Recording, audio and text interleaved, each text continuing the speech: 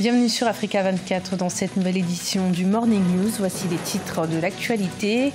12 octobre 1968, 12 octobre 2018, la Guinée équatoriale célèbre les 50 ans de son indépendance, une période de fête qui est également l'occasion de faire un bilan sur la situation politique dans le pays. Dans l'actualité également, au Bénin, l'activiste Sabissira Korogone, porte-parole de l'initiative de Niki, a été condamné à 12 mois de prison et une amende de 3 millions de francs CFA pour des faits d'incitation à la haine et à la rébellion. Il avait été interpellé par les autorités le 27 septembre dernier.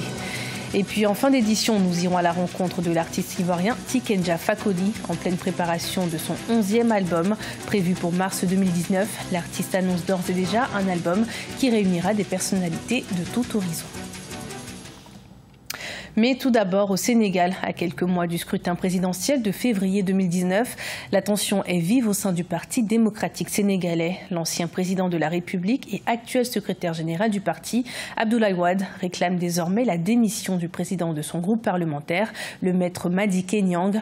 Ancien allié, les deux dirigeants politiques seraient désormais totalement opposés. À l'origine de la séparation, l'annonce de la candidature à la présidence de Madické Niang, une candidature censée remplacer celle de Karim Wade, dont le dossier avait été rejeté.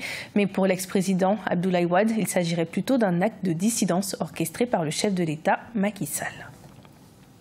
Le 12 octobre 1968, la Guinée équatoriale est devenue un État indépendant sous la pression des Nations Unies et des nationalistes équato-guinéens.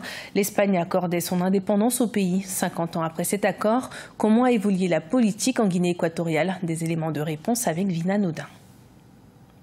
12 octobre 1968, 12 octobre 2018, la Guinée équatoriale célébrera donc ce 12 octobre ses 50 ans d'indépendance. De colonie espagnole, le pays devient alors un État unitaire et adopte un régime présidentiel. Francisco Macias Nguema devient président avant d'être renversé en 1979 par son neveu, le colonel Teodoro Obiang Nguema, toujours à la tête du pays. Alors, quand vous me posez la question, est-ce que d'un point de vue interne, on peut parler de bilan positif de la Guinée équatoriale? Je dirais absolument oui et non. Maintenant, est-ce qu'en réalité le pays a bénéficié de quelques infrastructures? Oui. Très vite, le pays s'insère dans la communauté internationale avec l'adhésion à l'ONU et à la CEMAC, la communauté économique et monétaire des États d'Afrique centrale. En 2017, le pays s'est engagé à appliquer le principe de la libre circulation intégrale au bénéfice de tous les ressortissants de l'espace CEMAC. Mais les opposants au régime ne cessent de fustiger une gestion fermée du pouvoir. C'est un pays extrêmement positif qui a apporté énormément d'innovations et entraîné des avancées au sein de la CEMAC.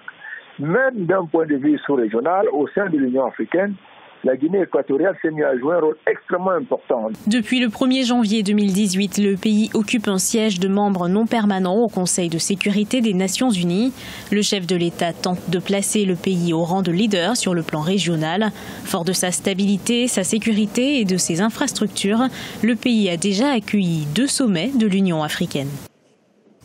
Interpellé le jeudi 27 septembre 2018, le porte-parole de l'initiative Niki, Sabissira Korogone, est fixé sur son sort désormais. L'opposant au pouvoir a été condamné à 12 mois de prison et une amende de 3 millions de francs CFA pour des accusations d'incitation à la haine et à la rébellion diffusées sur les réseaux sociaux. Ses partisans et soutiens politiques dénoncent un acharnement des autorités. Reportage de notre correspondant Lefti Ounou.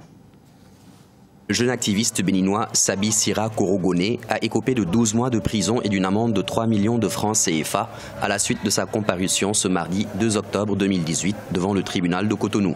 À l'issue du procès, le porte-parole de l'initiative de Niki a été reconnu coupable des faits d'incitation à la haine et à la violence, incitation à la rébellion, injure avec une motivation raciste diffusée par les réseaux sociaux.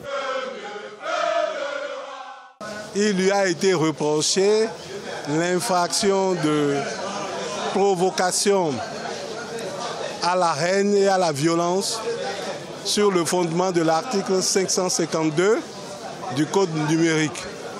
Les faits reprochés aux mises en cause remontent à une sortie politique d'un groupe de jeunes de 33 communes à Niki. Le ministère public avait requis 12 mois d'emprisonnement et une amende de 5 millions de francs CFA. Le juge décidera donc de lui infliger la peine maximale. Ses avocats qui ont plaidé pour sa relaxe n'obtiendront pas gain de cause. Je ne voulais pas livrer des moyens ici on n'a pas pu nous apporter la preuve au dossier judiciaire qu'il a procédé à la publication, à la diffusion. Les chefs d'inculpation sont prévus par le Code du numérique, encore méconnu de bon nombre d'acteurs. Les avocats de la défense ont fait appel de la décision du tribunal de première instance afin que le dossier soit transmis à la Cour d'appel.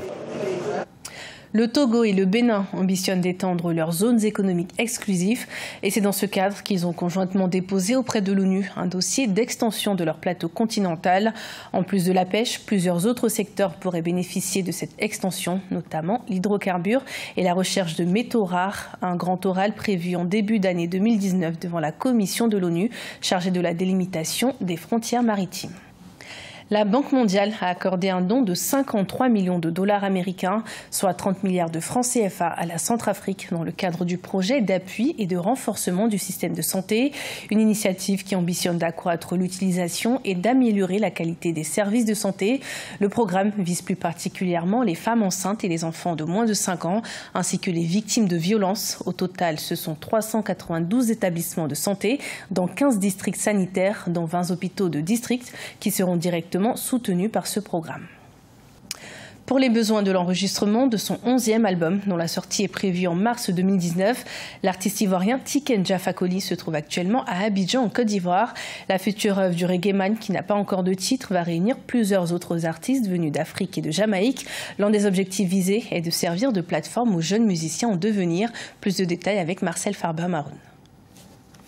3 ans après la sortie de son dernier album dénommé Racine, l'artiste ivoirien Tiken Jah Fakoly s'emploie à la sortie dans les bacs d'une future œuvre musicale prévue en mars 2019. L'album, qui n'a pas encore de titre, va réunir de nouveaux musiciens venus de la Côte d'Ivoire ainsi que de l'Afrique de l'Ouest après des auditions organisées par le reggaeman. L'enregistrement se fait actuellement en Côte d'Ivoire, une première pour Tiken Jah Fakoly. On a des musiciens capables ici d'enregistrer des albums. Ils sont très bons. Moi, j'ai l'habitude de faire des concerts avec eux quand je suis de passage à Abidjan ou à Bamako quelquefois. Et je sens une certaine vibration que je ne ressens pas quand je joue en Europe.